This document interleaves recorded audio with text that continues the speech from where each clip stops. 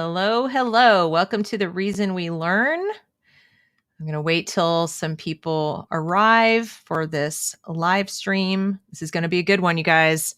I hope you've told all your parent friends. If you've ever wondered what goes on behind the scenes of unions, this is the show to watch. So definitely give it a minute. Before I welcome my guests to the broadcast studio, I did want to set a couple of ground rules because this can be a contentious topic. First, I know there might be people who disagree with her or disagree with me, and that's fine. Agreement is not required. Civility is. If it is possible to, remove you from a chat if you get abusive, I will do so. So please be civil. Please be polite. You can ask any questions that you like. We do have super chats turned on. However, and people who do super chat will get their questions answered. However, if you would like to support the channel or like to support, what Catherine is doing, you can go directly either to My Locals or PayPal or something, or go directly to her site, which I'll give you the address for. If you want to support us and the work that we do, without using super chat, that's fine too. If you don't have something to say, but you want to be supportive, that we welcome that. It's always appreciated. I will try to get to as many questions as possible. I don't know exactly how long we'll need to cover this because this is mostly Catherine's show. I'm a facilitator here, but I want to give her the platform to tell you what she feels you need to know. And that's why we're doing this. So with that said, and those ground rules laid of civility, I welcome you all. And I'm now going to welcome Catherine Barrett to the show. Hi, Catherine. Hello. Thank you for having me. You're so welcome. Thank you. And thank you for saying those ground rules. It's so important, It's a little teacher in me. It's like, we're going to have little ground rules. We're going to be nice and polite, play nice. And, as I said, agreement is not required ever on this channel. I champion viewpoint diversity. I just want it to be presented in a civil manner. That's all. So welcome. Would you please help our viewers understand who you are, what you bring to the show, etc.? Sure. Thanks again for all the work you do too. We know how that pays up, being a volunteer and doing it all on your own. My name is Catherine Barrett. I'm a public school teacher here in Phoenix, Arizona. I have been in Arizona. Gosh, I'm what they call a native now. I've been here over 23 years. Mm-hmm. The reason why I'm here today is I was one who walked away from Red for Ed, as among many other teachers that were walking away from Red for Ed when it became a political movement. Can you help us understand what Red for Ed is? I just want to make sure the viewers know what Red for Ed stands for. Yeah. So the Red for Ed movement was teachers that came together in solidarity for a wage increase. As you know, in Arizona, we are one of the lowest paid. And so teachers came together to find out why we were being paid so low. Why can we not get our wage increase? And as you know, our governor did grant that. He gave us what's called the 20 by 20. And so teachers were to be getting that wage increase. Okay. And we did. And we're grateful for it. And then it became the responsibility of the school boards to delegate that money. And so unbeknownst to me, the whole initiative with Red for Ed was always to use teachers. And when I say use teachers, it was to basically use this as free labor for a political wage increase movement with a proposition that we had here in Arizona. And when teachers started to ask critical questions and thinking about this, we became told, don't ask questions, just go along. And for a while, I was organizing those events, but as I was asking those critical thinking questions and I saw my friends being booted out, kicked out, banned, and this was not only from their Facebook organization, but just in the workplace in general, I'm like, this isn't for me. Can you give us an example? There are two questions I have right away. First is, what's the 20 by 2020, what that actually translated to in terms of wage increase? And then what kind of critical thinking questions got rejected? Yeah, so the 20 by 20 plan was a budget plan put together by the governor to provide in-stream into our paychecks so that the districts could allocate money towards the teachers and increase their salaries over a time period. And some of the districts, because they're very site-based, were able to implement that right away. And then some had their interpretation of that definition construed so that it could include the cafeteria worker, the janitors. And so it became a very autonomous decision-making by the school board. And then as far as the critical thinking involved, that was basically teachers saying, wait a minute, where did this petition come from? And by petition, I mean, we had literally teachers all of a sudden out on the state capitol with petitions that were gathering signatures to do a Proposition 208, which is a tax increase on the top 1% of wage earners in our state of Arizona. And none of us knew where this came from, how it materialized. And we all thought we were down at the state capitol rallying for a wage increase. And so there were very faucets that were thought out by higher ups. I call them the powers to be. And that would be your Teachers Association. And in Arizona, it's called the Arizona Educators Association. And when you look back at the timeline that we've produced with the Classroom Code of Ethics team, you'll see that our Red for Ed movement in Arizona was never really grassroots. It was always driven by the association, which here in Arizona is trying to get a foothold with the union. And because we don't have a teachers union, but they would like to start getting that collective bargaining power. And this was kind of their campaign strategy to start increasing their membership. And because they're unsuccessful, and to this day, their numbers are plummeting here in Arizona, they become very militant-like, and that's self-described. They don't want teachers that question or think critically. If you're not groupthink, they will oust you. And that's why to this day, I am fed emails from within their organization, and they're asking for help from parents. So now let me see if I understand this correctly. They knew you guys were low paid and sought to exploit your dissatisfaction, sort of your grievance, a legitimate grievance, but they sought to exploit it by using the fact that you were organizing and getting ready to protest and, really try to get the money directed to the teachers, to the schools, to launch a proposition out of nowhere so that when you showed up to protest, it would look like you all supported the proposition, even though you had no idea what the proposition was. And the proposition had nothing to do with teachers, had nothing to do with education, and just had to do with a tax increase that would lead people to believe, lead parents and taxpayers to believe the 1% that taxing these people was going to go to schools, when in fact it may just have been a tax increase, and it would just kind of like, I don't even know where was the money is alleged to be going. We're just going to tax people more? For what purpose? That's the thing. In the language of the proposition that they have, Proposition 208, which they now call #InvestInEd, they cannot, in the language of the proposition, delineate where that money is going and how it's going to reach our classrooms. And what we're able to do with parents is to show them, when they ask the school districts for the organized management chain of commands, you can see that we're so top heavy that's why we don't have the money in the classrooms. They're paying on the top of the pyramid.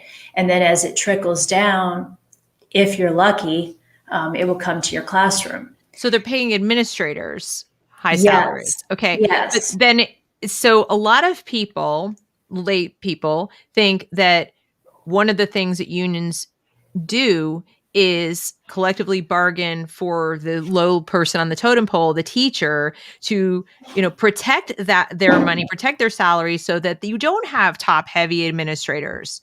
So it seems sort of almost contradictory, like this cognitive dissonance that I have, that like, how do the teachers unions and the administrators, like, how does that work together, or don't they? And is it just coincidence that you have high paid, top heavy administrators and unions who are doing something else entirely, or do they work together? Well, it's very interesting because in Arizona, it's very regionally, like statewide, all of our districts may or may not entertain an association. Mm-hmm. And by entertain, I mean give them a voice at the bargaining table. So first thing the parents need to do is really research the district to see if they have a professional agreement language. Okay. And if you find out your district has a professional agreement language, it's important to know who your local school board is. And this is where parents can really help teachers, and that's run for school board positions. Mm-hmm. They're going to have the biggest pull over whether they're going to entertain and listen to this Classroom Teachers Association. And when they show up at board meetings, they often say, everything's great, everything's going wonderful. There's never a problem. And in actuality, there's always solutions that need to be made. And so there's almost a wedge, so to speak, between teachers, administrators, and these associations. And they're really good at creating it. Rebecca Friedrichs writes a great book called Standing Up to Goliath. And she's my dear friend. And she came out and was able to help me really timeline this and break it down to mismanagement and corruption. When I have teachers coming to me telling me they're not getting paid for a 0.2, which is a part-time period class that they're picking up, there's a problem. When the school board doesn't know there's that problem because they have the association standing up in front of them at the governing board saying everything is okay, those teachers aren't being heard. And then when we started to really research whether those teachers were association members or not, they weren't. So when you have to do a lot of digging down to the root. So it's like in Charlotte's Web, when you see Templeton the rat who's stealing words out of the garbage can and he's bringing them in. We almost described it, it's like a rat's nest, because then they start moving money. And when you have money being moved, it's harder to trace. So we really have a solution, and that's to bring parents to the bargaining table. Mm-hmm. We need them to be our voice with teachers. There's a lot of teachers out there that appreciate parents, that speak up for them. We know it's hard for them. I hear it nightly. Parents will be telling me they're a single mom and they're working from 6 to 7. How is she supposed to go to a school board meeting? What is she supposed to say? And I feel her exhaustion. But the more we start to work like with your organization and with the moms organizations, we're able to better organize in a phone tree kind of format and show them how to be the voice at the table that's not being heard. A lot of teachers are scared to leave. Yeah, I want to address something. This has come up in the comments. Okay. This person says these unions don't understand negotiation. They always get underpaid. When Jeff Bezos, Elon Musk taking home $15 million per day, why are people fighting for $15 an hour? Teachers' work not seen it as valuable. How do you react to that? Do you think that people don't see teachers' work as valuable, and who are the people who don't see it as valuable? Because I'm not even sure what the commenter meant. I don't think parents see it that way. I know I was a teacher, and then I'm also a parent. I saw this as like one of the most valuable jobs you could ever do, right? So I'm wondering, who are the people who don't value it enough to pay for it? Who are those people? That's a tough question. I mean, when you really go and look at it, it's who are these associations or unions protecting? They're protecting the status quo. So they're doing the teachers that are just doing enough to get by. There are teachers out there that lesson plan, they have these great project designs, and parents know who they are.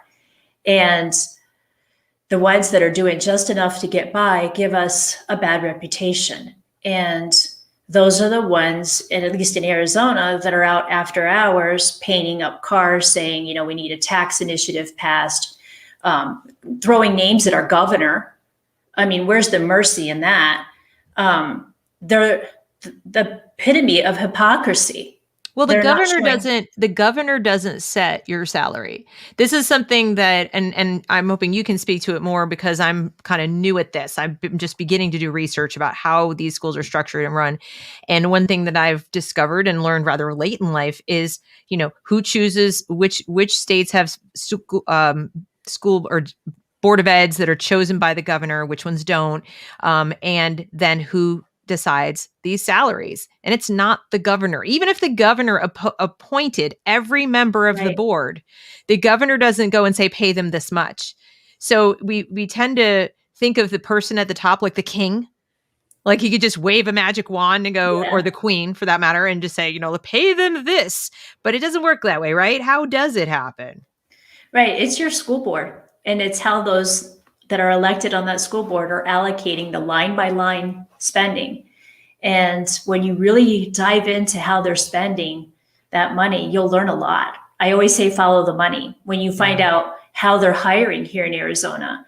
So when I left the Red for Ed movement, I wanted to see how were these individuals that were chosen in Arizona vetted out to be these leaders.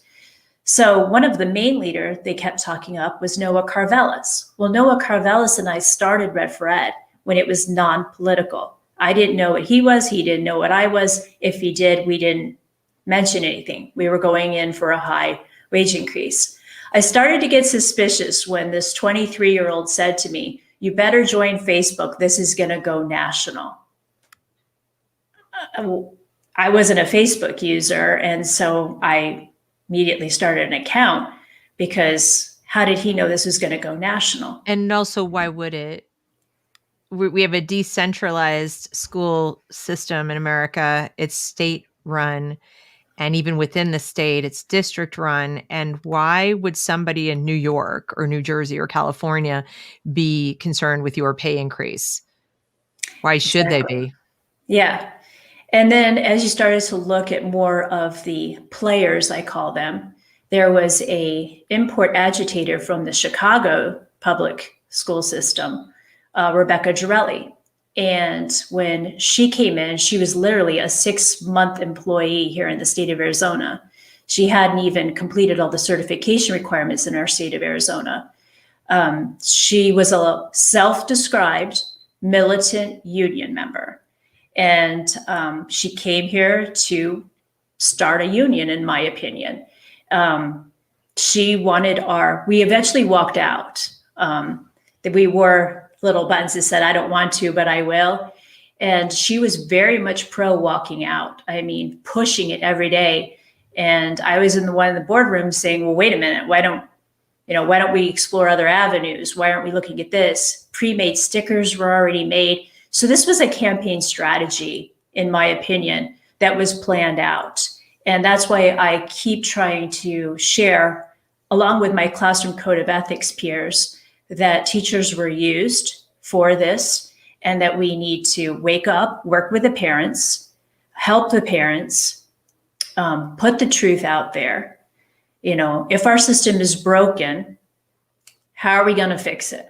We're not going to depend on the association because you don't see them in a classroom. And I'd love to know when the last time any of those positions saw the inside of a classroom.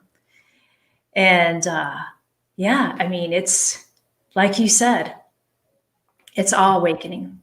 And I think, people really don't understand not only how the teachers get paid and who decides the salary, but how corrupt that process can get, how political that process can get. Are you able to speak to that at all, as far as like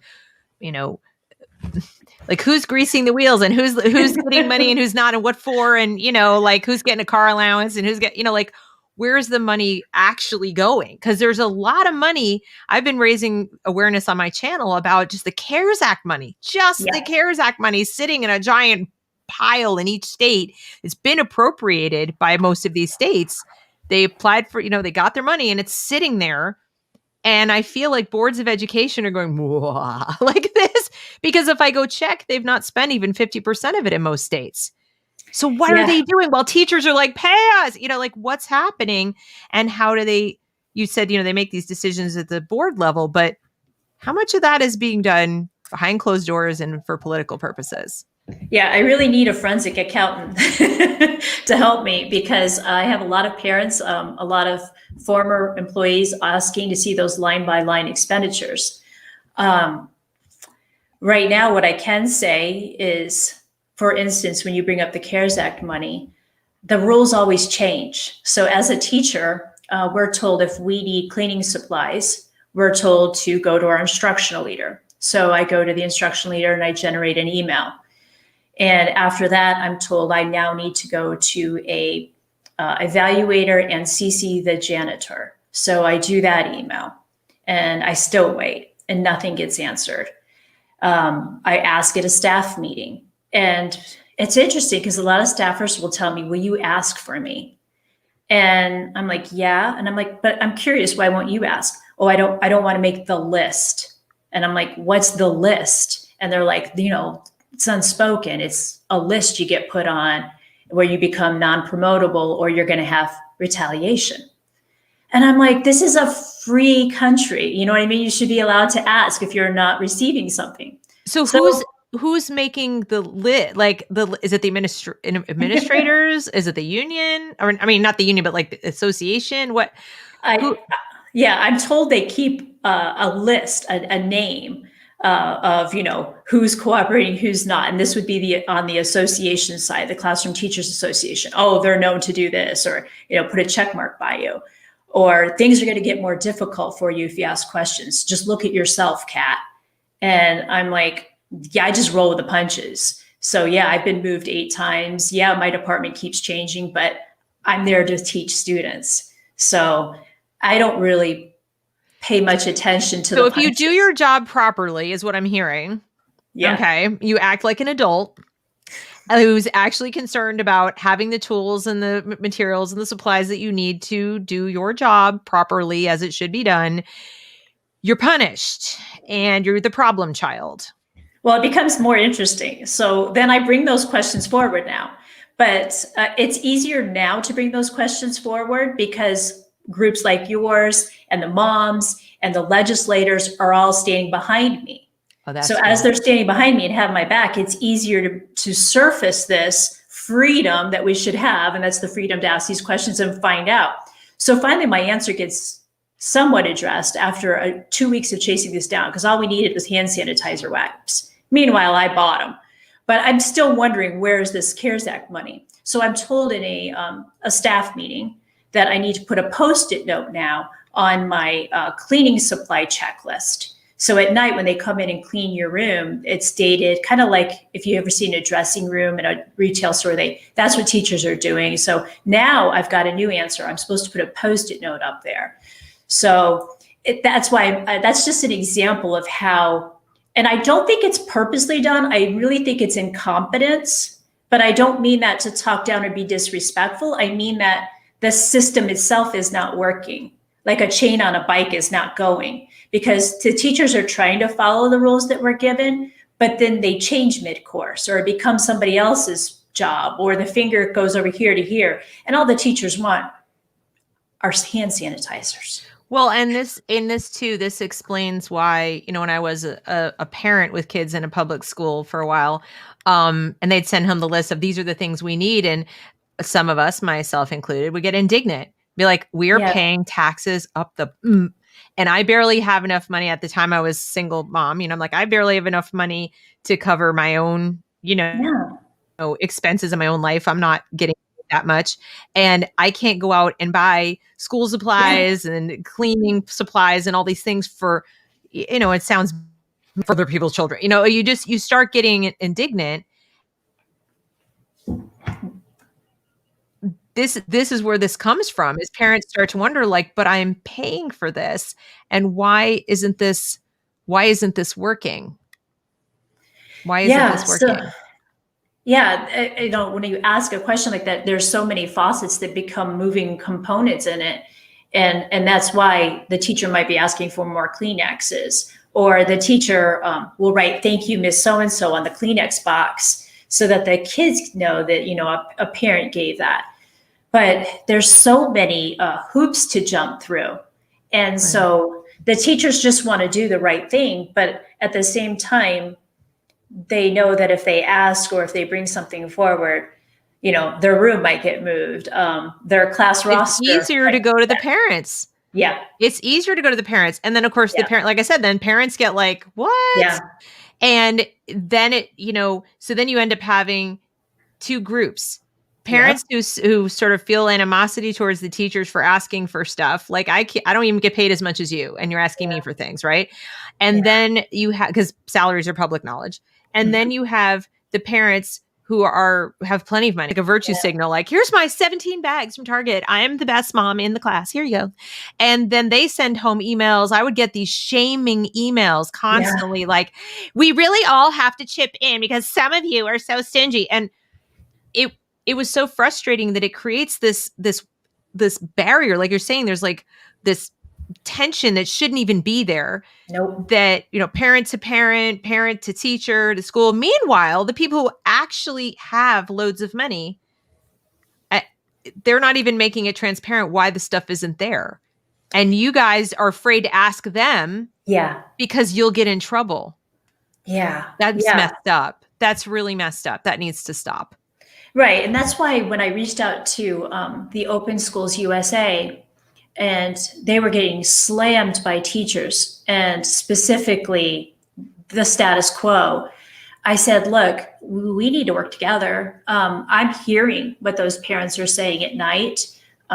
They require flexibility on their phone calls because, they work in the evening, and it's our duty. I kind of call it our oath to do the job right. And if you're not doing the job right and you don't have a solution and you're just there to agitate or cause problems, then I say, go to the light. It's time for you to leave the profession. You're not good for kids. We don't need parents hearing that negativity. They're working hard enough. And so it's all awakening. I can't even tell you, like, just this weekend, you were asking me earlier, like, what was I doing this weekend? Well, I have this notebook because we're getting ready for evals. And I have to have this notebook ready with this checklist of everything that I have to bring to the evaluation. And so this takes time away from working with children. This takes time away from family. This takes time away from career development. And it's all stuff, in my opinion, that could be easily pulled up by the administrator. But I'm going to walk into my meeting tomorrow at 3:00, and I'll have my notebook ready with my things. And I almost feel like it's an interrogation. Like I have to defend myself on the rubric.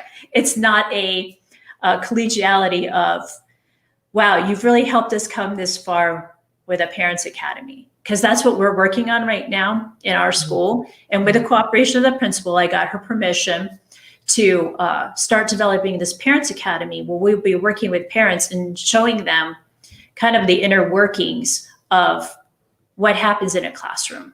What does a good online space look like? What are your needs? And one of the interesting needs I heard from one of the parents was haircuts. Something that simple. Her kid is doing distance learning right now, remote, not successful, but not on any fault of her own. But she feels this, and she feels like it's projected by the system onto her that he's failing and doing so bad. But we have all these layers of support for her. We have a case manager, we have, a counselor, we have me, we have 7 other teachers. But she feels, that this is the weight coming down on her. And then when I call her, I'm like, but I'm not the weight coming down on you. What can I do to help? What can I do to get that child into this classroom and live in person rather than remote? And she's like, he doesn't feel good. He sleeps all day. He wakes up at 3 a.m. If I could just get him a haircut, he could start feeling good about himself.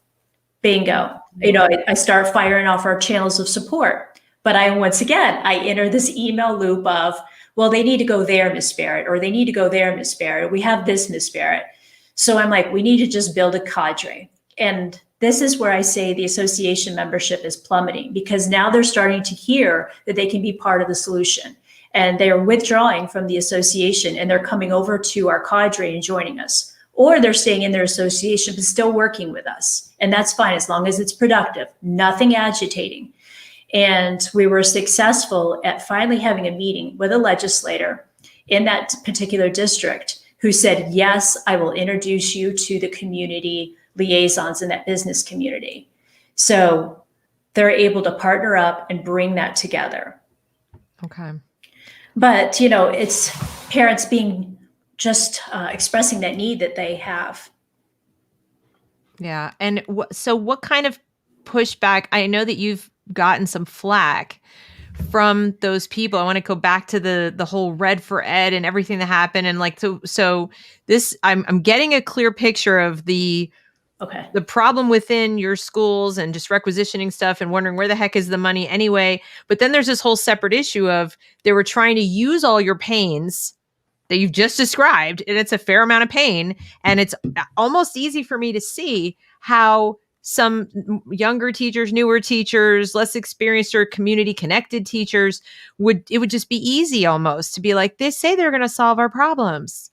Why don't we just join? Like, I don't understand. What's the problem? Or, they might be lured towards like the little moths to the flame, but then I feel like it's more like, I'm now mixing up my metaphor, but now it's like an anglerfish going, come here, little fishy, So where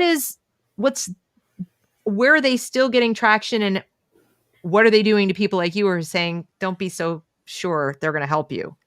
Yeah, so they get a lot of their traction. It's psychological manipulation within the institute. So on a new hire induction, parents might not know, but teachers show up like maybe a week early to their campus, and they learn the red tape, I call it, where you're going to do, what you're going to say, how you're going to sign up for benefits, payroll.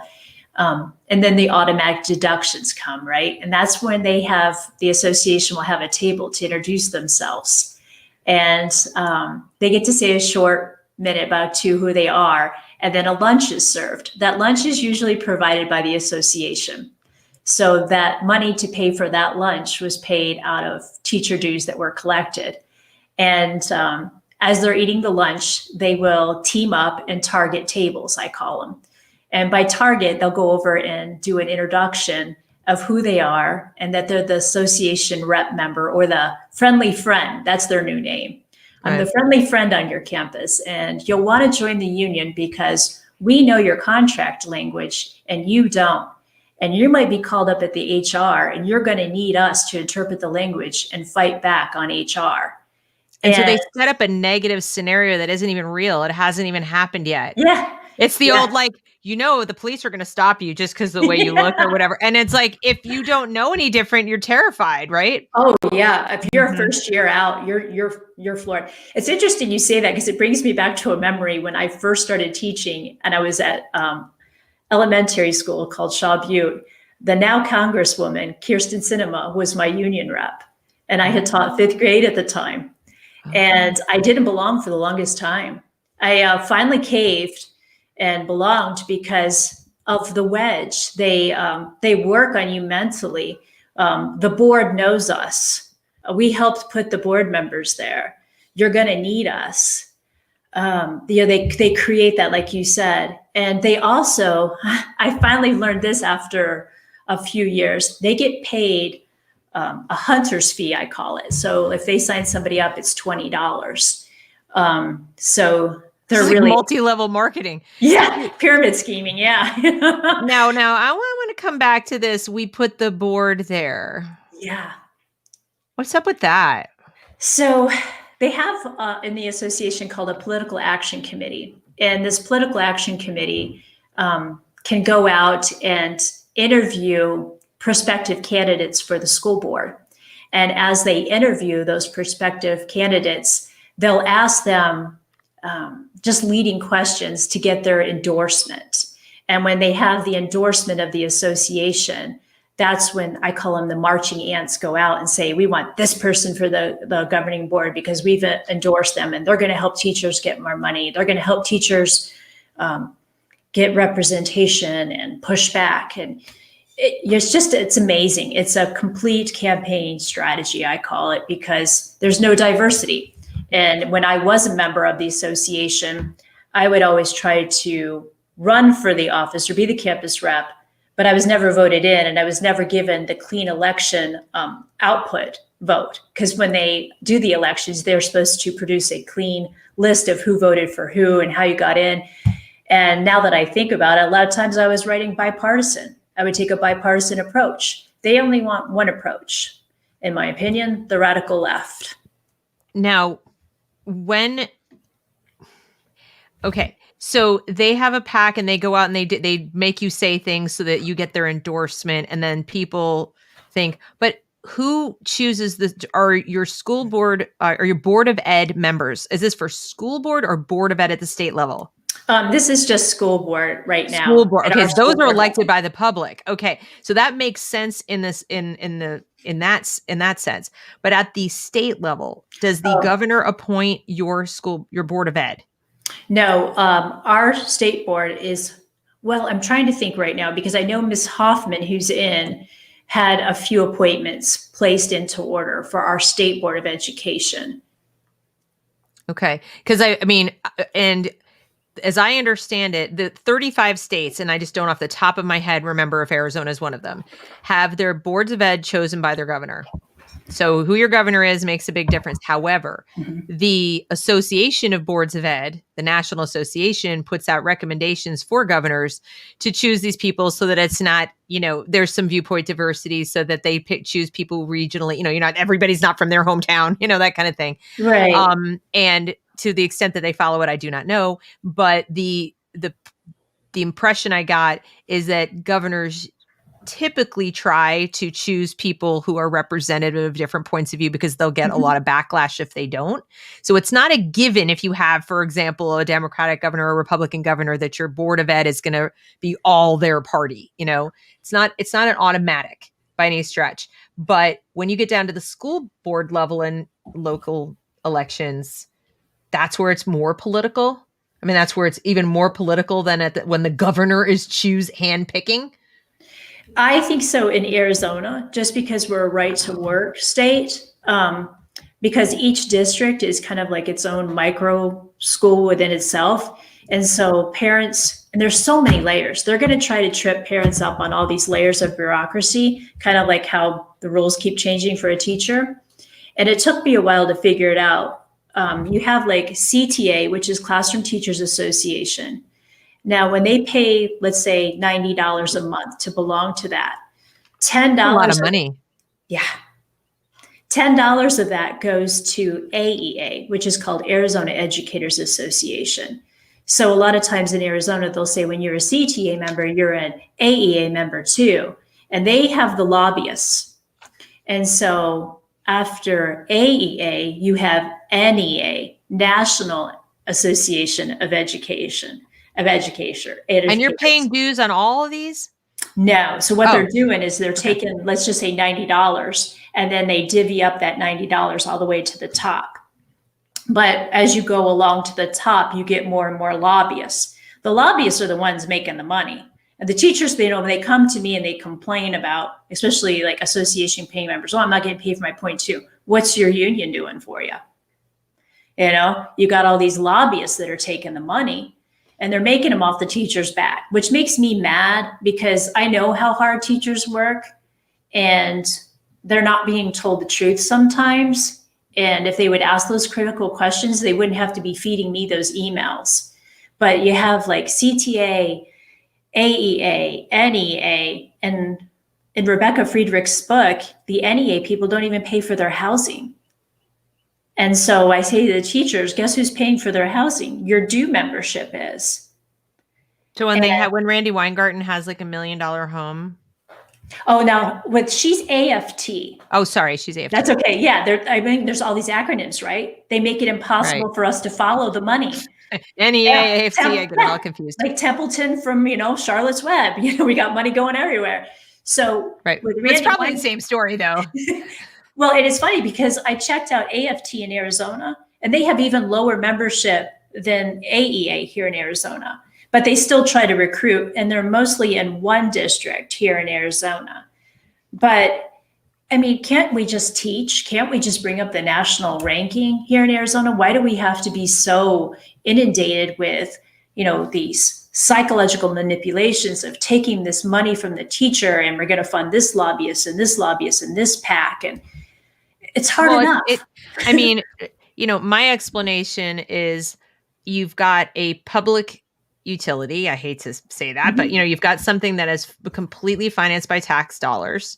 That means there's a giant and potentially, I won't say limitless, it's obviously you're going to run out of other people's money at some point, but you have a giant pot of money and it's really easy to manipulate people into, I won't say having more taken.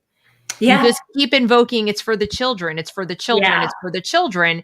And this is why I wanted you to come on here, is I want people to understand that all of these campaign, claims are false. When they're lobbying for a higher tax, allegedly for education, to invest in education, to invest in your children, those dollars are not trickling down to the classroom. In fact, we are pouring more money. Our budget nationwide for education is over $1 trillion. And when the Department of Ed was first founded, it was something like 63 billion or something. It was like, it was really tiny. And then now it's, almost $1 trillion.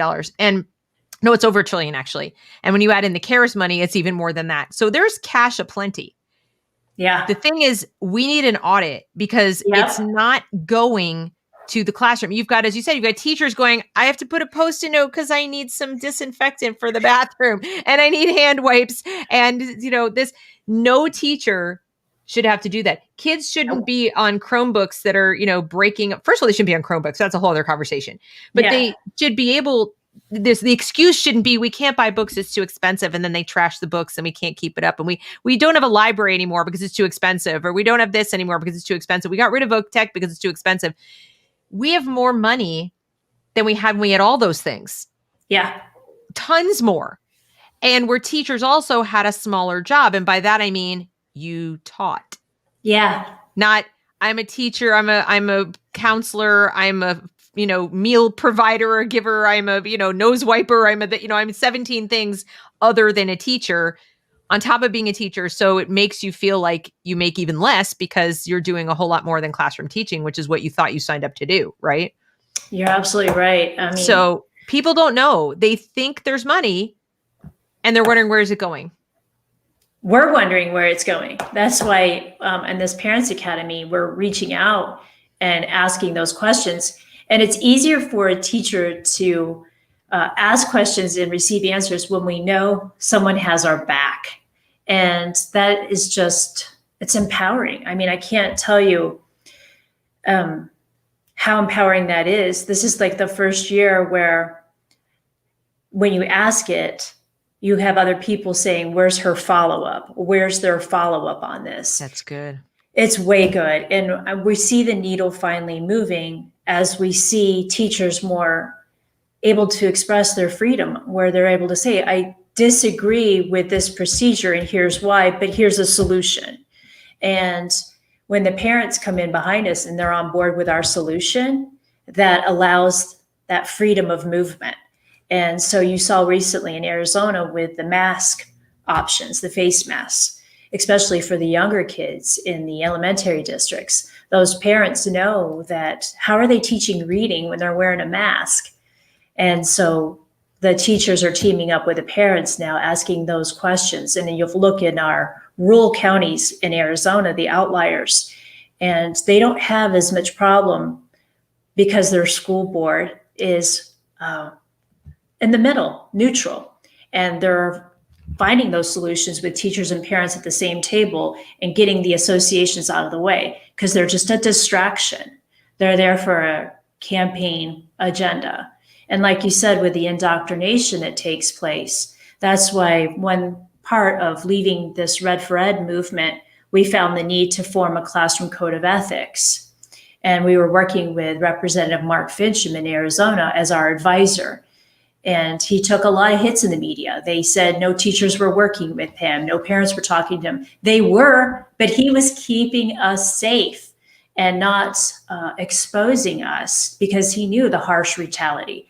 He saw what I was dealing with Freedom of Information Act on the emails, which is a huge thing I meant to share with you. The parents are really helping us, and they're paying the price out of their pockets to do the Freedom of Information Acts. Where's the transparency? What are you trying to request that you're having trouble getting, that you have to file a Freedom of Information Act request?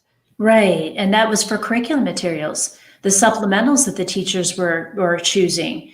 I have to say it again, Representative Mark Fincham, he did an excellent job of really going to the plate for us teachers. They were calling him and they were emailing him saying, I feel like they're out to get me and here's why. And so We came So up with the teachers themselves didn't have their own materials or access to the materials they were using, or did they want to know where they were coming from?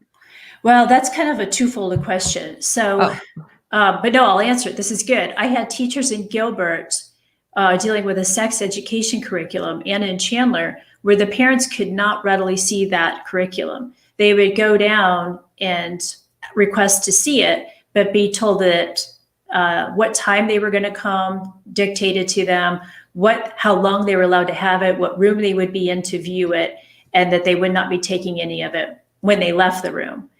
And then as far as the indoctrination goes, we had a lot of children that were being told what to think and not teach how to question. So they were essentially being bullied and politically bullied because the teacher was pushing their political agenda. And we just had a firestorm with parents calling the attorney general because they weren't getting the answers at the local level.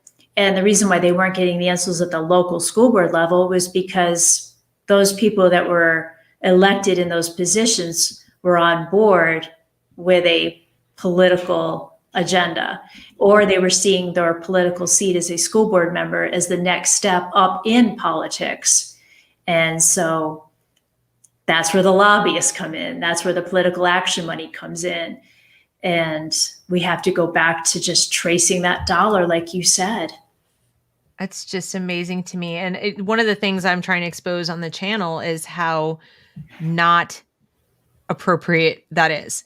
That, first of all, most parents are unaware of their children's rights from the standpoint of what questions teachers may ask in the class, whether it's surveys, anything like that. So, for example, if a sex ed class is asking questions of the students about sexual orientation, about any of that, that is illegal. They are not permitted to ask questions about family composition, about their, all the things that you might be asking in these classes or filling out in the identity politics type lessons and the sex ed question lessons.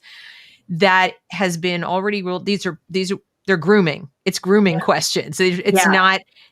Has nothing to do with the child's learning.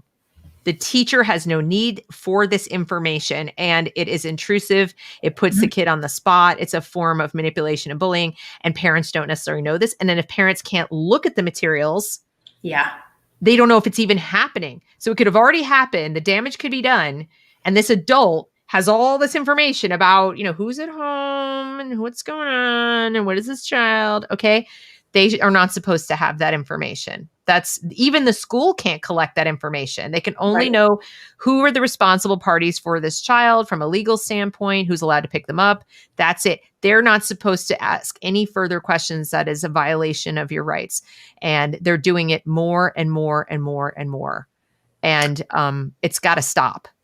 Oh, yeah. It's abuse. It's abuse. Yeah. And it's unfortunate because, parents go in so innocent, wanting to find answers. And in some cases, they get treated so crude and rudely or talked down to. That's where I really get upset, is when they talk down to them like they're less than or that they're ignorant, and they're not. A lot of parents will come to me and say, I didn't have a lot of schooling, and I'm like, they don't have to justify that. This is your child, not my child. They have a right to know what happens in that classroom and that they're safe, and a lot of times the kids will say, try to set that wedge up. Oh, you're going to hear from my parent. Good. I want to hear from your parent, and then, you come in and you talk about what's in their best interest to protect that child. We're the parent and locus of control when the parent is absent. We should be protecting them. We should not be using them as a tool for a political agenda, dressing them up in red or, telling them to take home this paraphernalia or, it's just, it baffles me how much we've changed in education too, because even with the supplementals, as a classroom teacher too, everything you send home or you show a child, it better be on the up and up. That parent's going to ask a question, and you better make sure it ties to an objective, a lesson structure and pacing, and has an assessment attached to it. Well, I've noticed, I noticed at the tail end of when my kids were in school, less and less was coming home. The stuff that was coming home was more and more political. Yep. It was my eldest daughter was bringing home flyers that were literally telling me how to vote. Oh. From the school. From the school teacher. They would like hand out things like, tell your parents to vote yes on proposition this or that, or tell them to vote yes on this bond issue. And I was furious. And that coupled that with them, hosting a walkout for gun control. The school didn't just not punish the kids who chose to participate of their own free will, which in my opinion, they should have punished them, but they facilitated. And I called the superintendent of the entire district here in Charlotte, and he said, well, they're going to do it anyway. So, and I'm like, well, you know what else they're going to do anyway? They're going to juul in class. Are you going to allow that? They're going to smoke pot in the bathroom. Are you going to just allow that? They're going to do it anyway. Or is that the message to the students? You're going to interrupt the learning day for all the students, not just the ones who want to participate. So I looked up the law and I said, it's very clear. Even the Supreme Court has said the students don't lose their First Amendment rights when they cross the threshold, but it may not disrupt the learning day. It may not disrupt the classroom. There's things it may not do. And what you've just done is you have facilitated a disruption for everyone. I saw classroom teachers and assistants wheeling cerebral palsy students out of the building to participate in a walkout for gun control. Did they want to protect? Was that their choice, or was that the choice of the classroom teacher? So the entire school walked out. You know it. I was there. I walked in the building about 15 minutes before it was supposed to happen. I read the principle of the riot act. I told him exactly what I thought of what was going on, and then I recorded the entire event. And there were teachers out there with signs. They were participating in a protest against Second Amendment rights. And I told the teacher, I said, every poster you have up inside this building is a violate. You are advocating for the violation of civil rights within the school building that my taxes pay for. You've allowed students to put them up. And I said, can my daughter put up posters? Yeah. And he said, yes, she can. So we made up, this was before the event. She made posters that were kind of counterbalancing the point of view. Suddenly all the posters came down. Oh my gosh. Suddenly, no, we can't have any posters because we certainly couldn't have but the ones that were up promoting it were up for a week before I was able to know about it and ask the question. And you know how I knew? Because the little girl organizing it all with her mom was putting it on Instagram all over the place. It was all over Instagram that this school was participating in this. Isn't it? It's awesome. And they treated me like a criminal. Oh, yeah. They treated me like a criminal. Meanwhile, what they were engaging in was political action using the children of the school, including handicapped children. And that was beyond the pale. And they didn't care. The superintendent's attitude is they're going to do it anyway. We just want to keep them safe. We're just keeping them safe. Wow. He said, it's just going to be in and out. It's just going to be a couple minutes. It was 45 minutes. It was an entire class period. My daughter, she stayed in the building. She and 3 other people refused to participate out of over 1,000 students. So this is what I've seen with my own eyes. And then I feel like what you're telling us is that associations and unions and so forth are backing this up and or encouraging this kind of political activity and using teachers as kind of warm bodies with which to do it, not to mention money. Oh, yeah. They're using them as conduits to carry out, the mission. And, you can get so wrapped up in it because you think you're doing the right thing, but it's almost like Munchausen by proxy, where if you tell them enough, they're sick, they're sick, they're sick, they're sick. And that's what's happening. And to break that toxic cycle, it's like, you're safe. You teachers, you're safe. You're doing your job. You're writing really good lessons. You're safe. You're not doing anything that, if you're called into a principal's office or you're called up at talent, you're safe. You did your job. Right. You delivered a lesson. You have an assessment. You have your data. But if you went off on your own political tangent, what the heck were you thinking? That's not why you went into teaching.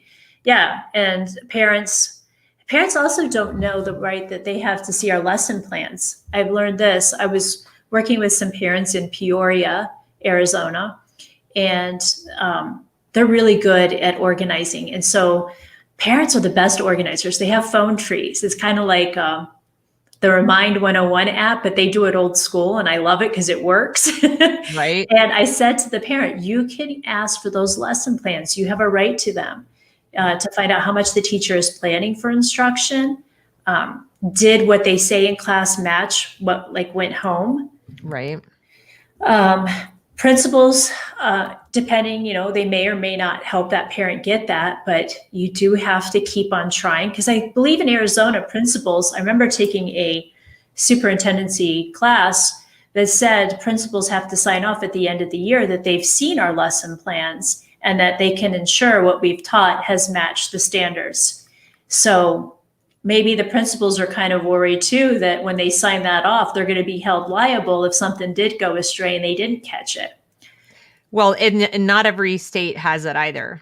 The states are all different. And that's the other thing parents don't understand. I think parents mistakenly believe that there's some magical umbrella of standards for the whole nation, and that they can, without looking into it, they just assume, and this happens when parents move from state to state, they just assume, that well, I was able to look at lesson plans over here, that I'm going to be able to do it here, or that there are even lesson plans. So you have a right to look at lesson plans, but the way they get around it is they don't have lesson plans.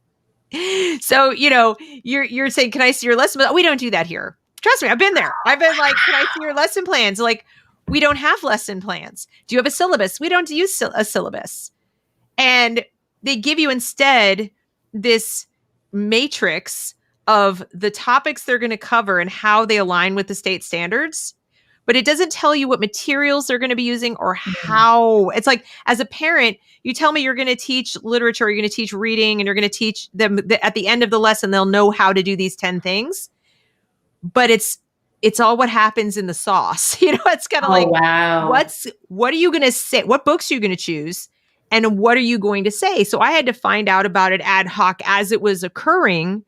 The book would come home, and then my daughter, thankfully I have kids who speak to me, and she's like, Mom, I was told today that I shouldn't look at the characters in the book as individuals, and instead I should see them as representatives of groups. Oh, wow. What do you think of that, Mom? Thank God I have kids that are inquisitive like this, or I would never know.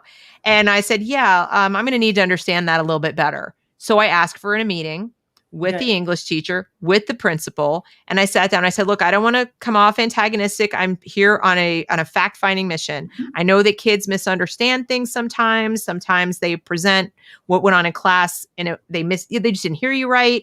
So this is what I was told. Can you help clarify that for me?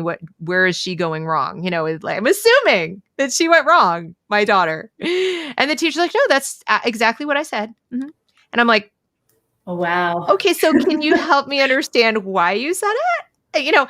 This would have been good information to have. And in a syllabus, if you talk about the themes or what, there's the technical skills my kid's going to have.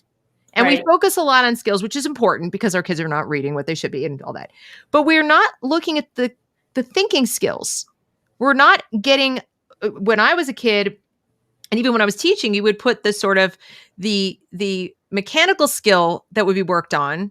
And then you would also look at the thinking process skill. We want them to be able to identify themes and understand this value or whatever. If they were teaching something was value related, they would tell you, okay, hard work, whatever they would say.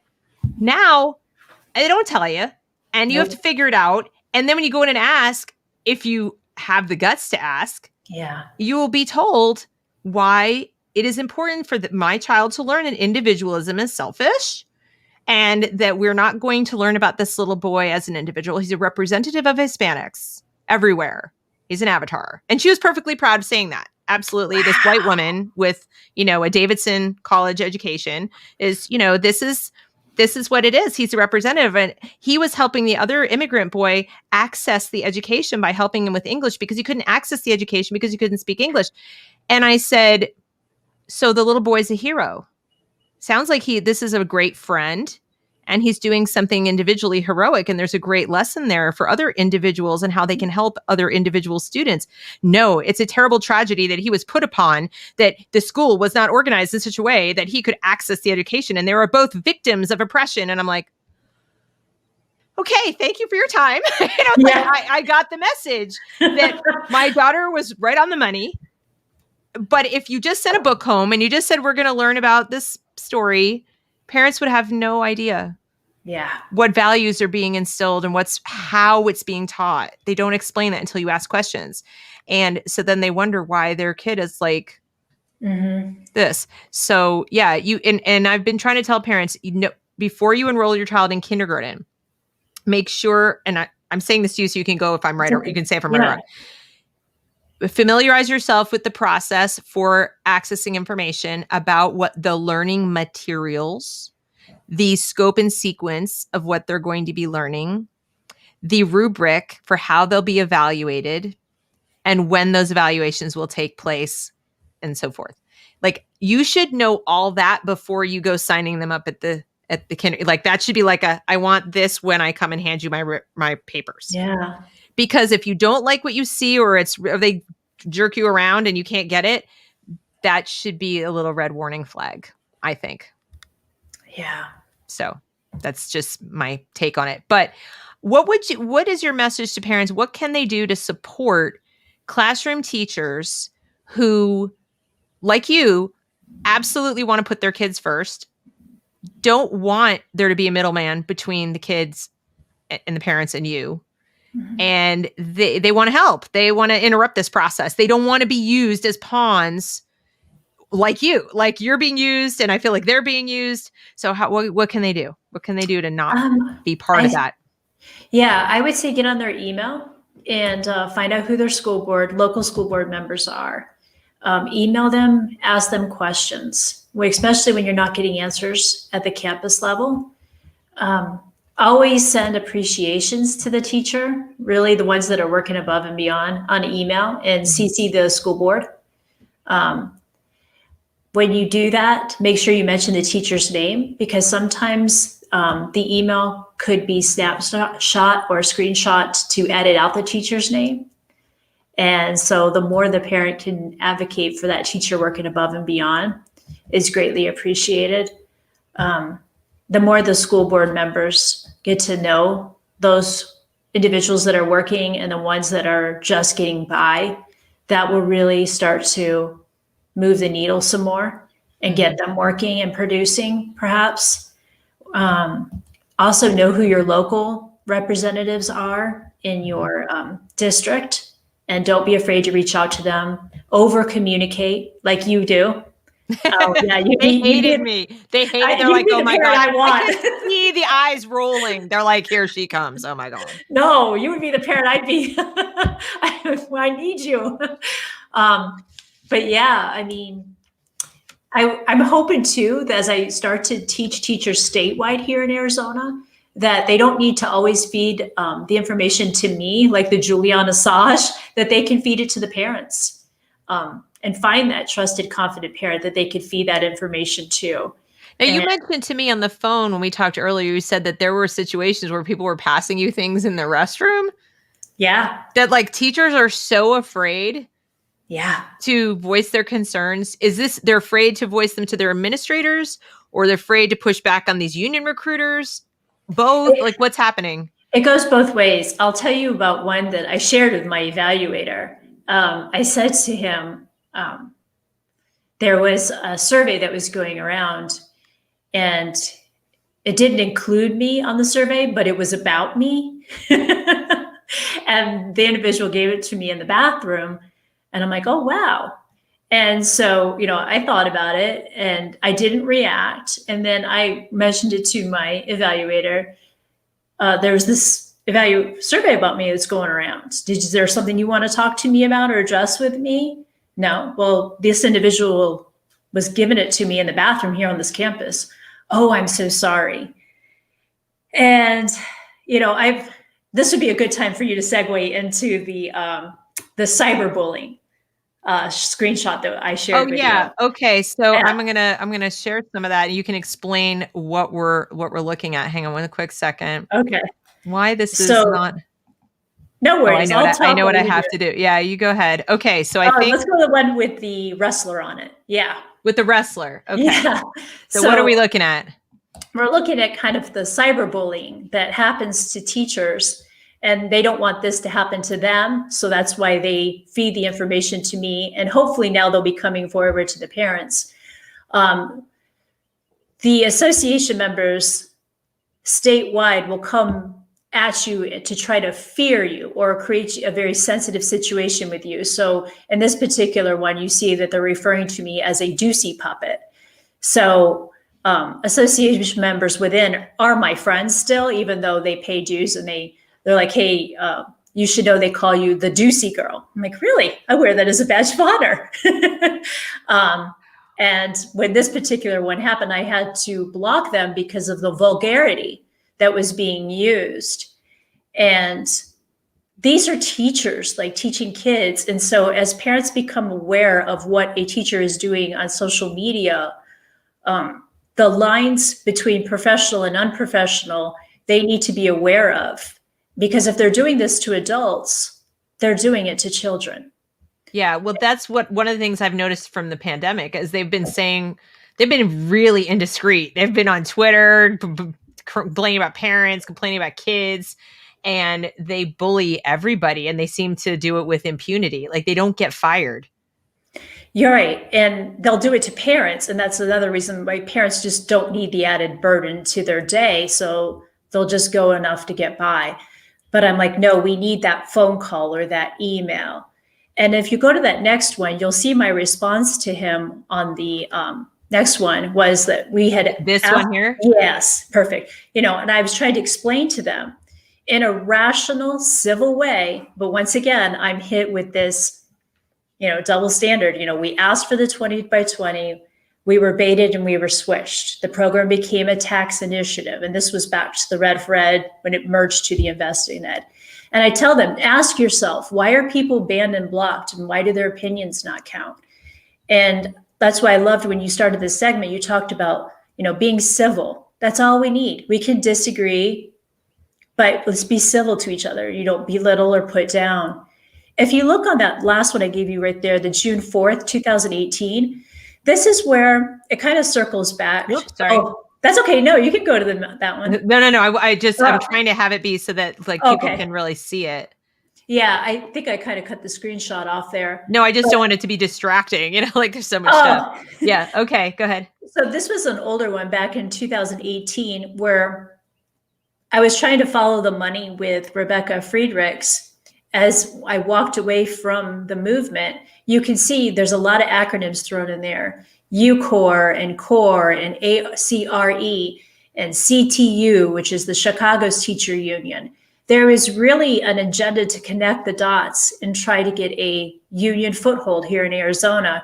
And I think even North Carolina is mentioned with the NEA and the AFT folks here. It's just very, very telling. Why do you think they're, aside from straight up me, for their association, why do you think they are sending people out to become teachers? Because clearly this person, in my opinion, became a teacher for the sole purpose of infiltrating. Let's go to Arizona and get these disgruntled teachers to join us. Hey, you go be a teacher and, start doing it before you're even a teacher. What do you think is the end game for teachers unions in America? I know it's kind of a big question and it's an opinion, but I'm just curious what your opinion is. Yeah, well, my opinion is since the last election and this embracing of BLM, Black Lives Matters, and embracing of Antifa, the media is censoring relating information, and they need to start asking questions and providing evidence that there was a coordinated effort on the left. And I think our next chapter just has to be school choice, charter schools. They lack representation in the media. And I think there's a PR problem right now where we have this agenda being just thrown at our children, the most impressionable ones that will soon be voters. And they're only hearing this one side. Right. So they're not learning critical thinking. They're learning critical theory. And it's my friend Kevin from Engineering Politics and I were on last night, and he described it so perfectly. He said it's like a bad game of Jeopardy. Yeah. Where the answer to all the questions is racism. Yeah. And now you've got to go out and find all the questions that go with it. And that's what they're teaching our kids to do is, why is this way? Why is that? It's racism. That's the answer, and anything they don't like in life equals racism. And then, Yes. of course, if you get a lot of kids at an early age to learn every single subject they learn through that lens, they're almost destined to be activists, a large percentage of them. Yes. Because they'll feel like it's an existential threat to their existence if they don't. And it feels to me like the union is not just using teachers, they're using our kids. They're using the fact that our parents and our kids, the kids need an education, and parents need the education provided because they've already paid for it by force, right? The money's been taken. They've organized their lives around public schooling. They were promised this. They went through it themselves. It's all they know. And they've got everybody over a barrel, it feels like. And then as you said, if you don't have choice, if you really don't have a choice of where that money goes, most people can't afford to spend twice. Yeah. And so they're stuck, and it feels like the teachers union knows it. And at the same time, what I keep saying to parents is, if you listen to what Catherine's saying, everybody, she's pointing out the path to the solution, which is people don't sneak around and hide information and pass things under bathroom, be forced to pass things under bathroom stalls and lie to your face about a survey that's being done about you and, stop doing lesson plans so they don't have to be transparent. That's not the behavior of winners. That's not the behavior of people who are confident in their position. And it's not the behavior of people who aren't keenly aware that they are still outnumbered. And the outnumbered is there are more parents than there are teachers. And I don't mean teachers like you, but I'm just saying there are more parents than there are association members. There are more parents than there are politicians. And if parents would sort of awaken tomorrow and realize like, oh my gosh, I actually do have power, and it's called voting with my feet. When I physically remove my child from the building and I don't come back, if we had a mass disenrollment, like teachers want to walk out, guess what? We're leaving. And if literally thousands upon thousands of parents just said, I don't know how I'm going to solve this problem, but I'm not going there. Right. You're not going to use me anymore. We're just not going to show up for the year. And it would be like a crisis. Somebody would have to do something because they're going to have the money, but it's eventually going to be noticed that these teachers are in empty rooms. Yeah. Nobody's there. Nobody's participating. It's going to be a lot harder for politicians to stand by and not give people choice. Because people who are willing to do that, who are willing to say, I'm going to move my priorities around, and I'm going to, even if my kid sits in front of documentaries all day, it's better than going in there and getting bullied.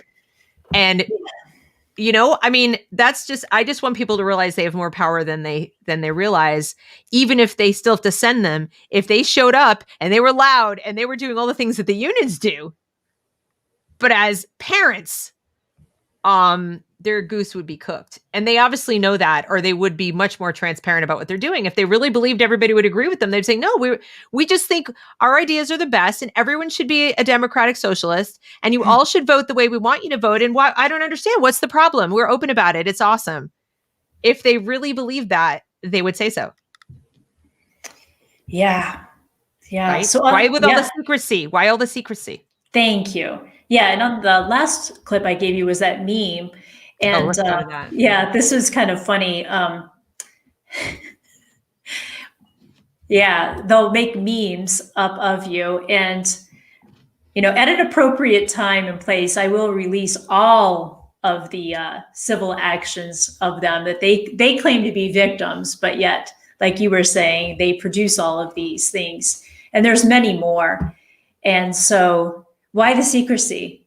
You're exactly right. If the parents come forward, they clearly outweigh.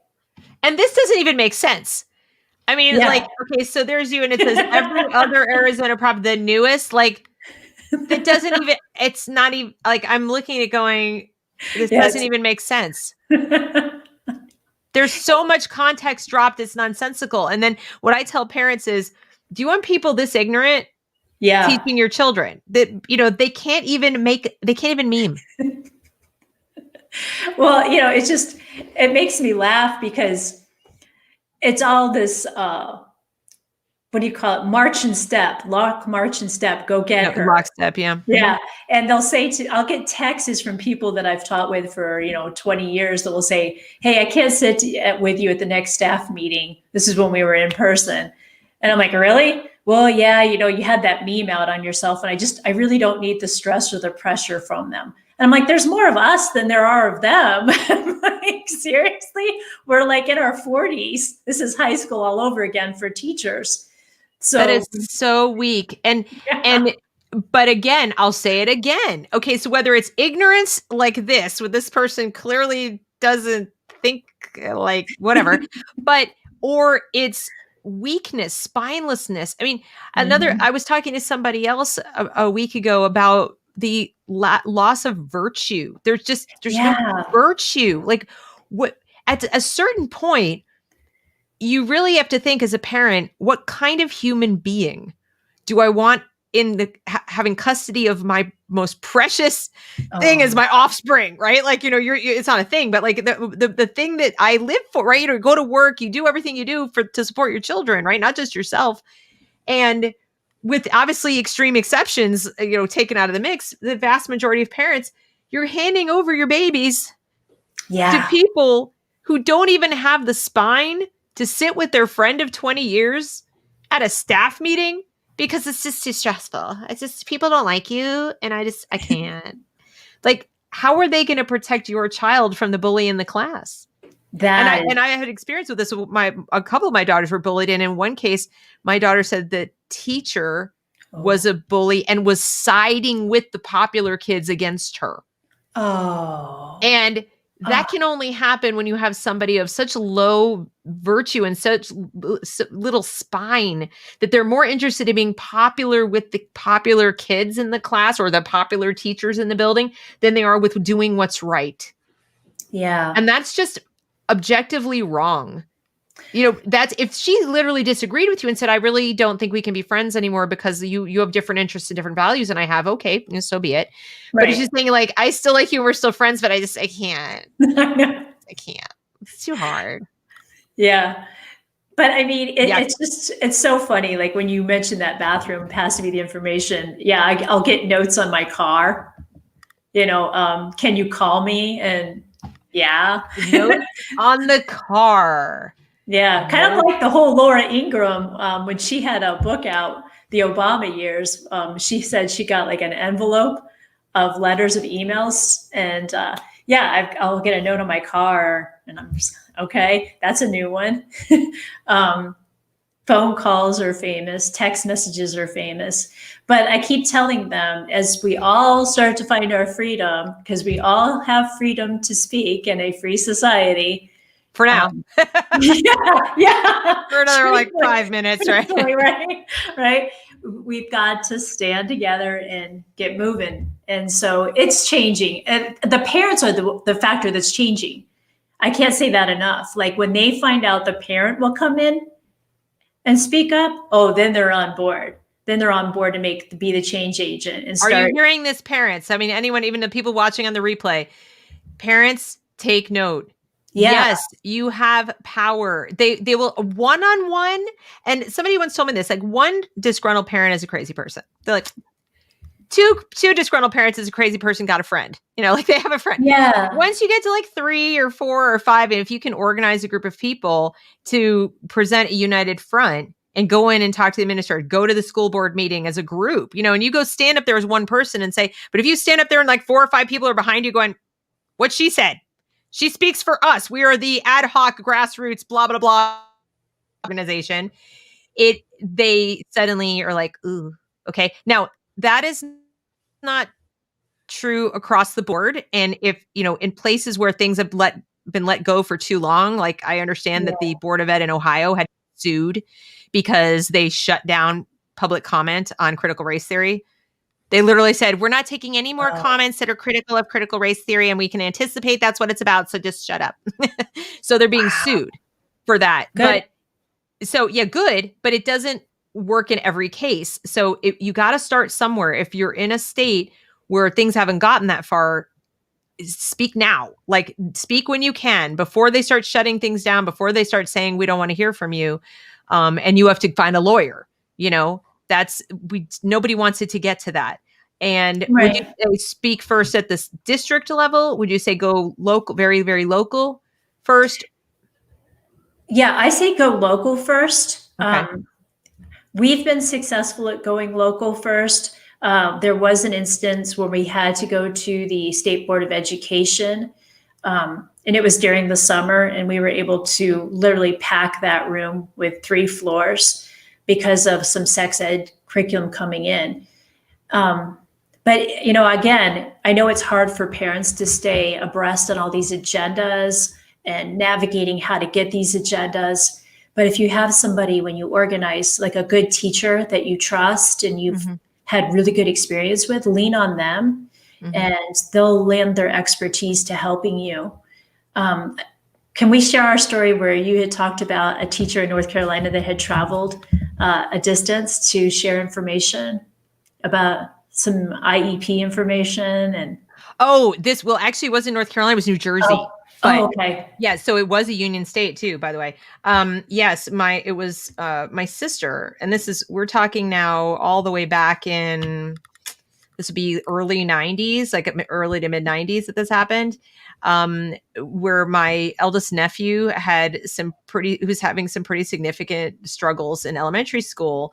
And my sister was confounded. She didn't understand, because he was so good. He was so well behaved. He was so compliant. He did everything. They said he was just a model student, so perfectly behaved in class, but he couldn't tell time. He wasn't reading. There were just so many problems and delays, and she couldn't figure it out. And they kept saying everything was okay. And he was, he'll catch up, that kind of thing. And I guess a teacher contacted her privately and asked to meet her like 2 towns away, like as far away as she could go without going too far, at a Wendy's after hours, to present her with her thoughts. She's like, I believe that your son has a pretty significant special need, and it's the kind we probably won't be able to serve within the school. And because of whether it was No Child Left Behind or whatever was in place at the time, that if the school cannot provide the services, they're obligated to make it possible for you to go to a school that can financially. And so she had to tell my sister this information offline so that my sister would go and get him privately tested, because they weren't going to do it at the school. Yeah. And she did, and paid all that money to get tested. And what she found facilitated a lawsuit. Now, I don't want to boost people's, expectations, because the vast majority of these lawsuits fail. The vast majority of them, if you ever get to this point, are not successful. They've, in the years that have passed since, I think these districts have gotten a lot savvier, a lot better, retaining better attorney. They're just, it's very, very difficult to win an IDEA suit. But she happened to have won hers, and he went to a special school, and the rest is a happy story, that he was able to learn what he needed to learn. But he had significant auditory processing, all kinds of problems. But they were like covering it up, and this teacher was terrified. She said, I will lose my job. I will be blacklisted. I will never teach again. You have to promise me you don't tell anyone where you got this information. Just go get him tested privately, bring the information and bring it to them. And you didn't hear from me, kind of thing. And of course she didn't say anything because it was immaterial. But at that point, once she had the private testing done, she had the evidence. She didn't need to say where she got the tip to go do it. But unless you have a teacher like that, your child could be falling behind, and you might not know, because the teachers are petrified. And can you confirm that? Is that true even in Arizona? I can confirm it. Okay. I literally have teachers that will call me up at night and say, I was in an IEP meeting, individual education plan meeting, and I'm not sleeping well with what went down. And so they have that moral debate running in their head, and they're having the nightmares, and they're having the trauma.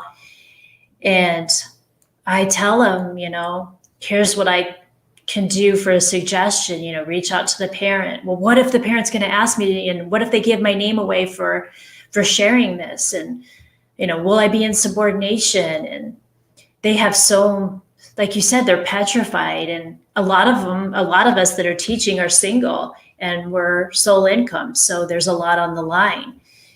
And, you get blacklisted. I'm not going to lie. I mean, now, yeah. is it who are they in most danger of? Is it the administration? Is it other teachers in the association who don't want to rock the boat with anything?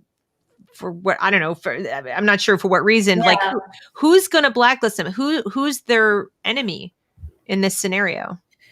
Oh goodness, there's so many faucets that are coming at them, where depending on your board, if your board leans left, I say, which is with the association, your contract's at stake. Because when the right to work, they can just say, you violated something. So they feel a lot of pressure from their administration locally. But then the administrators might be under some pressure from their layer on top of them. And so they just want to lay low. They want to do enough to get by, the path of least resistance. A lot of them belong to the association just so the association will leave them alone, they tell me. And so the association would not go to bat for the teacher who goes to the parent and says your child's IEP meeting was not handled appropriately, and or they're not allowing me to stick with your IEP, or if I do, I'm going to get in other trouble, so I just don't. When you're not here or not looking, I can't really do it, or whatever. I mean, I know that getting your teachers to follow the IEPs is like mountain climbing.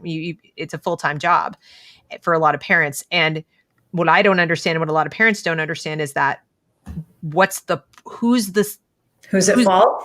Yeah. Like, who is it? The individual teacher who's just blowing it off? Is it their boss above them who's putting them under pressure and their incentives are such to like not do it because it costs money? I mean, like, is it, they're worried that their union, the union rep is going to say, you're doing too much work and you're making other union members look bad. Yeah. Because that's what I got. That my brief, tiny little moment in teaching, when it was the teachers union in the Chicago area, it was, you're doing too much and you need to stop. You're making other people look bad. You're setting a standard we can't stick to, and we can't allow you to do that. So you need to stop right away. But the people who put my career on hold, who made it like impossible for me to advance from where I was my principal. Yep. She was the one who really stabbed me in the back, and I couldn't understand, like, where was this coming from? And I was wondering if she was doing the union's bidding, because if she didn't, then they'd get on her, they'd form a coalition to get her thrown out. You're right. Was I correct? Oh, wow. I'm smart. Yeah, you're right on. This is all a guess. No, you can say it more freely. But I think you hit the nail on the head when you really said it's teachers who are working and making the other ones work, holding the status quo and being that change agent.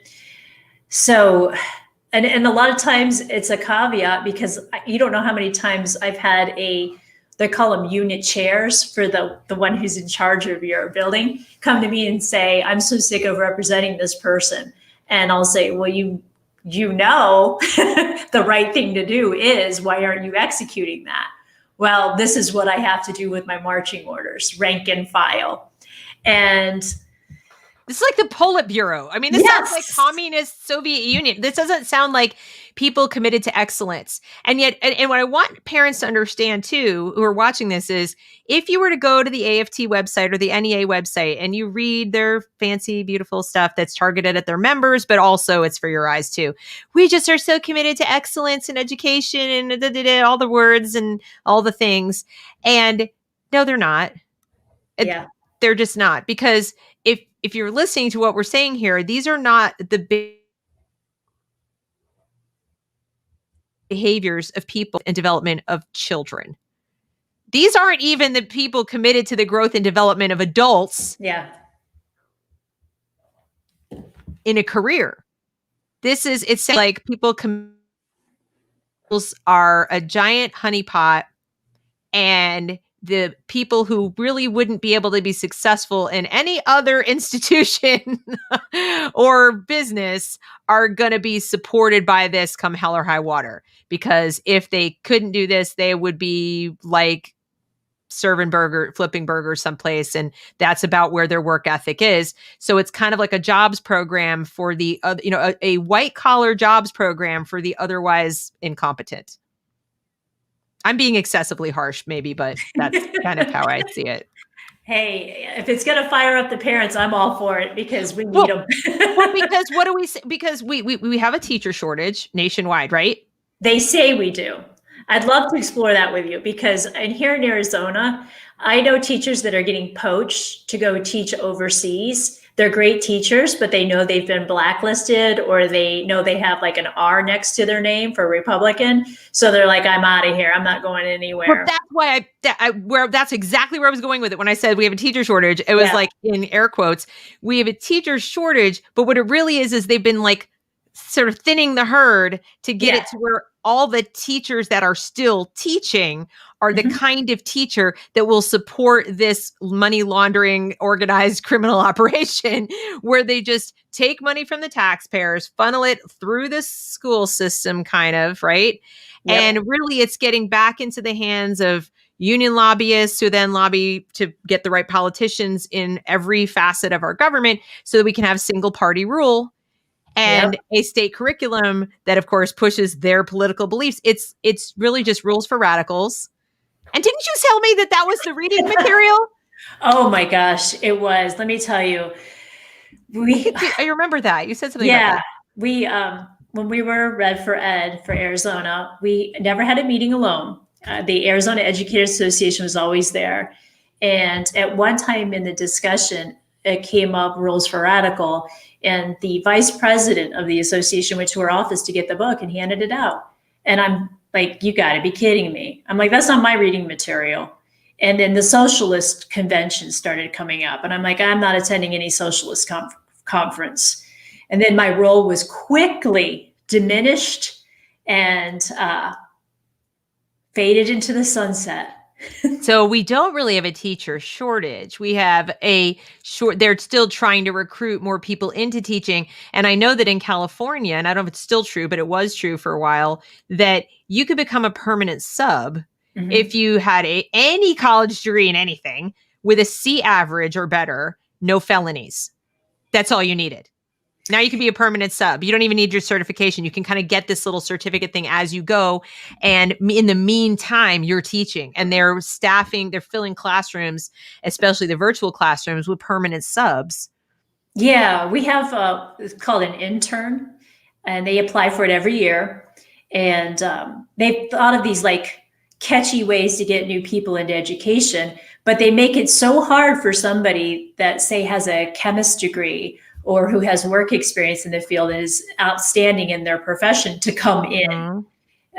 So our certification process needs to be entirely revamped, in my opinion. Right. They don't make it easy for people to come in to be an educator. Even myself, when I came in as a second career, it was during 2001 when we had a huge shortage and we were emergency certifying. And I had started out as a substitute teacher and I was still working my job as a paralegal, but then I decided I wanted to leave that field and go into teaching full time.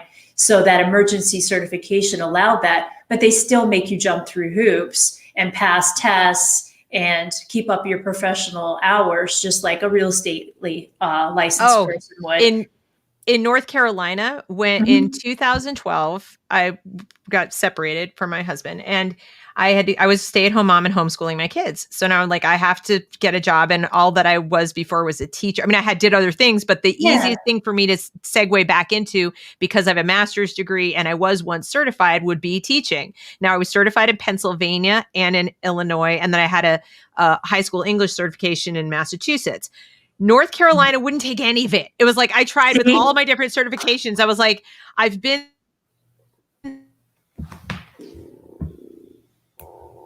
these throughout even knowing, and I have homeschooling experience these years. And I filled out all the paperwork and I sent in my money and I sent everything out. And I did all the things, right? And they wrote me a letter saying we need this and we need that and we need these other things. And I'm sending them all this paperwork. This occurred across like a 6-month period. When they finally got back to me, and it was only because I'm banging down their door going, hello, I'm still unemployed and I can't even get temp jobs because I have a little preschooler and I can't be available at 7:00 in the morning. Can you help me out here? They said, oh yes, we're not going to be able to issue you a provisional certificate for North Carolina. I said, can you tell me why? They said, your degree, your bachelor's was not in education. It was in American studies. Your master's, while in education, does not come from one of the North Carolina schools, so you are not deemed highly qualified. I have a master's from an Ivy League institution. Yeah. University of Pennsylvania Graduate School of Education. I'm sorry, it's not one of our highly qualified programs. And since you got that in 1990 and now it's 2012, it's too long. You need to go back and fulfill these requirements. And it was effectively, I priced it out. I would have had to spend $10,000 going back to graduate school to get, or back to school, basically, in a North Carolina institution to get professional standards, whatever, things I probably could learn in a weekend if they gave me the book. Yeah. And to take a PE class, because my master's hadn't included, I never taught PE, never was going to teach PE, but they wanted that amongst other things. So there were like 2 or 3 professional standards classes, a PE class. By the time all was said and done, it would have been like $10,000 worth of stuff. And I'd had kids to raise and everything else. And I'm like, so I literally can't even, they're like, you could sub for whatever a day. And I'm like, no, that's all right. I actually need to pay my bills, so I couldn't do it. And here I was with actual hands-on experience, like homeschooling my kids, teaching my kids to read, all these things, all those years. They didn't want to even talk to me. And I'm sure I'm not alone. I'm sure I'm not the only person. Now, I will say that North Carolina since then has changed it. And now they have different pathways to go back into education, which is good. But now they've made the schools so thick as thieves with the association, with the state association, and they are so hyper partisan that I wouldn't go into teaching in these public schools if my life depended. I would literally wait tables or work at Starbucks before I would go teach in the public schools. No way. Not a chance. Well, and you hit a good point there, with the associations being as thick as thieves, they helped elect our superintendent of public instruction, Kathy Hoffman, because at the time when they were running this Red for Ed, I later found out that Noah Carvelis was her campaign manager and paid $25,000. So there clearly, when you connect the dots, was an agenda to put a person in a place of superintendent of public instruction to help carry out this march in orders, they claim. And quickly, everyone within the Red for Ed movement, like that one previous screenshot you had, that person now works in our State Department of Education in STEM curriculum and development. So everybody made a jump fast. So it's who you know, not what you know, right, like you pointed out with a certification. And when parents start to push back and be heard on these elected positions, like the superintendent of public instruction, their local representatives, their school boards, that's when you're going to see a huge swing happen.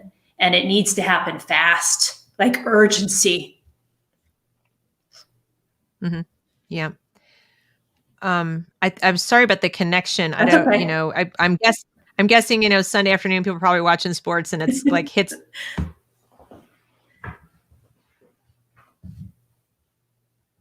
Oh, I think I lost you.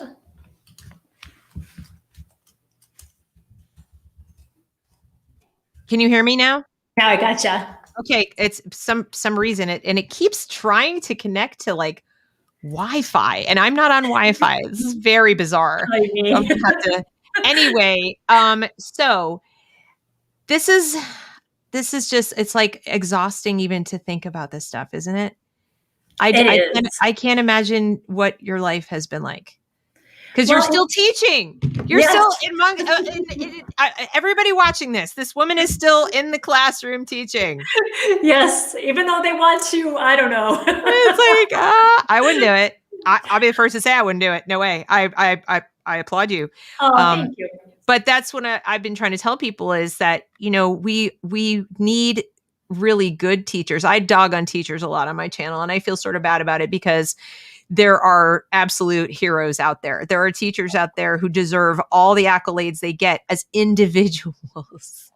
My issue is that we give it to the profession. It's like if your job description is teacher, people are like bowing and praising and, oh, they're heroes and let's reward them. And it's not universally true. And I feel sort of frustrated for people like you, because I feel like I remember even when I was doing it, I will be the first one. And when I was a parent too, and with public school kids, I would have been the first one in there to like, be like, yes, go Miss So-and-so or Mr. So-and-so. Like what do you need? I'll bring it to you. Right. Yeah. To those individuals. But it galled me to see them be like, teacher appreciation. And I'd see people I knew were bullies. They were lazy. Yep. They were rude. They treated the teachers that I loved harshly. They were working with their administrators to pick on them.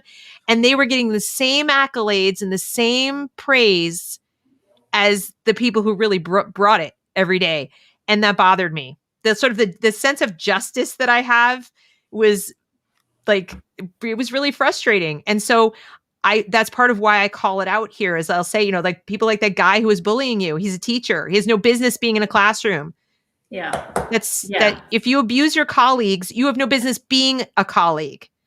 In a private situation, in a private, people, criticize like the private sector and capitalism and all this. But let me tell you something. If somebody like that treats a colleague like that in the private sector, that's harassment. They'll be out on their butt. They will be fired. It is a rare situation. Now, I know increasing with all the political correctness and identity politics, if they play you can't fire me because I'll do a PR campaign about how racist you are, it could backfire. But there are still organizations that are like, yeah, go ahead. We have receipts. We have your social media where you were, bullying this person. It's a lot harder to make that case, but they're protected by a union or an association or peers who are equally rude and lazy. And that's not okay. It's a rare instance where that would be tolerated, because that brings organizations down. You can't remain productive. And that's, I think, why the public schools are unproductive and not hitting their goals for the students, is that it's a hostile workplace for decent human beings. Oh, yeah. So many times teachers will tell me, I just want to get my next year in so I can hit retirement. I can get my pension. I can get it and then go to the islands. And if I just can tolerate it for 6 months, a year, I'll be all right. And I tell parents, like, is that what you want? Like, so in other words, even a big-hearted teacher, a good person, is so beaten down that they give your kid what the child needs, or they don't have the tools or the support with which to do it. Is that okay? Like, do you want the teacher who's enduring with your kid enduring? Like, everybody's in an 8-hour struggle session all day. in a slightly nicer appointed prison is kind of what it feels like. Yeah. I mean, that's not an education. But, here's what parents can do. I heard in this one campus, parents started to kind of team up, and this isn't PTA, the Parent Teachers Association. This is just grassroots parents. They started to get together and say, what can they do to help the teachers? And they've given them like bathroom breaks, just going in and giving that type of guest speaking event is helping out the teachers. And I know you and I are both old enough to know when we used to have those guest speakers of parents come in and present and all that. We need to do more of that within our profession and build those bridges, not burn them. And so it's unfortunate, like you said, that with those teachers that you're attacking, those are the teachers we're battling too. Right. Well, that's why I'm attacking them. Yeah. I mean, I feel like I hope you and teachers like you out there watching know that I'm your ally, and I see you as individuals. I'm an individualist, so I see you as like an individual teacher and educator, and these other folks are like they're hostage takers. I don't see them as educators. They're barely even teachers, and I use that term loosely in terms of tellers. They tell students what to do, what to think, where to be, where to stand, where to sit. That's not teaching. That's telling. It's instructing. They're instructors. And I don't, and people think that's a neutral word. I don't think it's a neutral word. You can have an instructor when you're learning a technical skill, like a very technical skill, like you're learning to weld, you know, you might have an instructor. I'm going to show you what to do, and you need to follow this for safety and, you know, so you don't lose an eye. You got to do what I say. But when you're trying to learn to read and you're trying to learn to think critically and learn about the world, you're brand new here, you're a little kid. You don't need an instructor. You need an educator. And we're not attracting those people because we're doing everything to drive people away. People are gravitating towards teaching and then see what it is and they leave. There's a high turnover. And then those people who might consider it won't even consider it because the word is out. Yeah. As to what it actually is. They're like, I don't want to punch a clock, join a union, and basically be a factory worker that's, you know, slightly higher in esteem than a factory worker. Nothing against factory workers, but you know what I'm saying? Like you just, you know, kind of occupying space for X amount of, you know, doing this thing and punching a clock and then you go home. It's an interpersonal job. And I think it's being used as a giant political operation and money laundering operation. Yep. So, well, all right. Sounds like parents, you have sort of your own marching orders from this veteran teacher. And I say that lovingly. Yeah, I say that lovingly. Like what I mean by that is you have more power than you think you do. Please feel empowered to use it to back up the good teachers you know in your midst who are doing the extra work, going the extra mile. Understand that your teacher may be hamstrung, may not be able to talk to you. So you have to go seek out information. And as much as I'd love to tell teachers, please have more spine, you know, do that. I also know it's when you're getting this, when you're getting this, you know, bullying and cyberbullying and doxing and other things or blacklisting and you've got bills to pay. It's the same thing as I understand the parents to say, Deb, I can't homeschool. I'm a single parent, or I really, really can't. I would love to, but it's not possible. My heart breaks. These are the people who need and deserve school choice. And teachers need school choice too, because that's where you'll work. So if there was school choice and you want to deliver what you know you can, you want to do the job the way you know it can be done, then if there were school choice, there'd be schools in which you could do it. You'd be choosing too. So I just see the growth of the unions as a losing proposition for most teachers. Yes, and like I can't emphasize it enough. The numbers here are plummeting.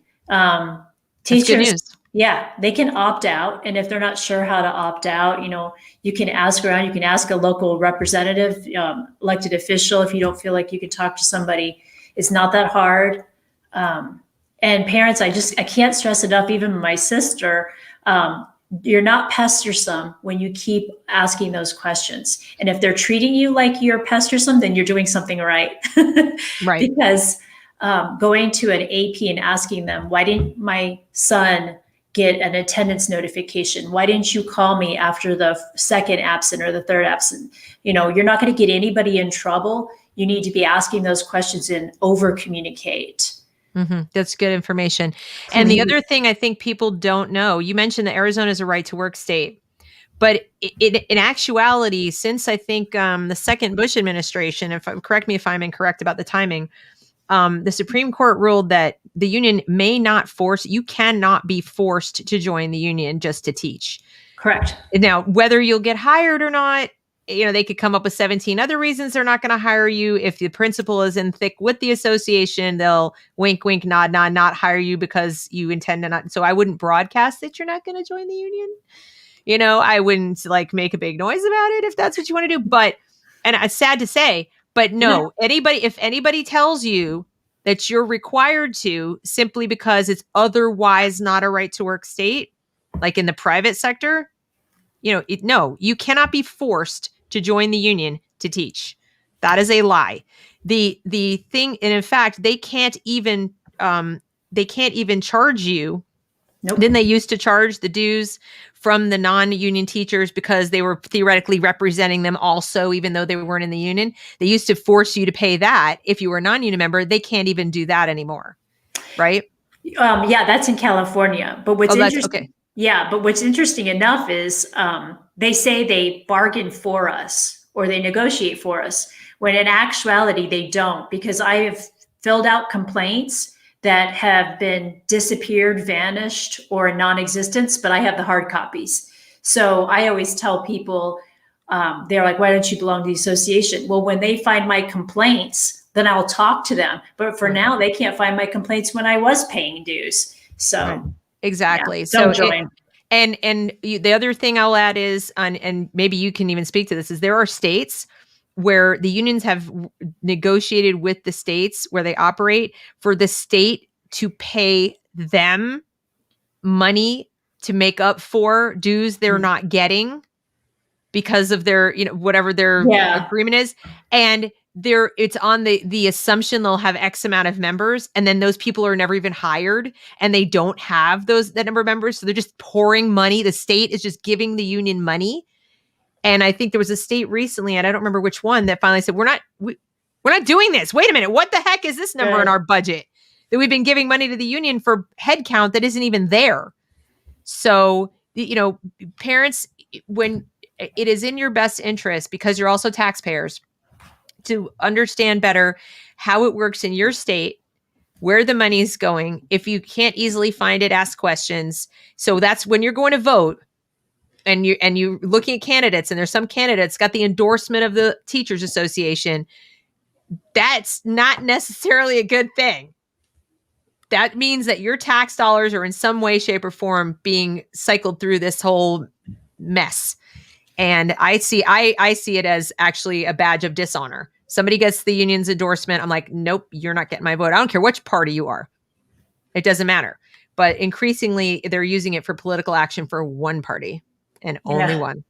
So unless you agree with everything that stands for, and even if you do, your kid's not getting educated in the bargain. So you go give money privately to that party, but your child still needs to learn to read. Yeah. So the teachers' unions are not supposed to be a pack. So anyway, thank you so much. Thank you. I just so appreciate this. I hope that people have learned a lot and take action, not just in Arizona, but also around the country. Yeah. Thank you. You're very, very welcome. I will see you back in the studio. Thanks, everybody, for coming. Bye. Bye. Thank you.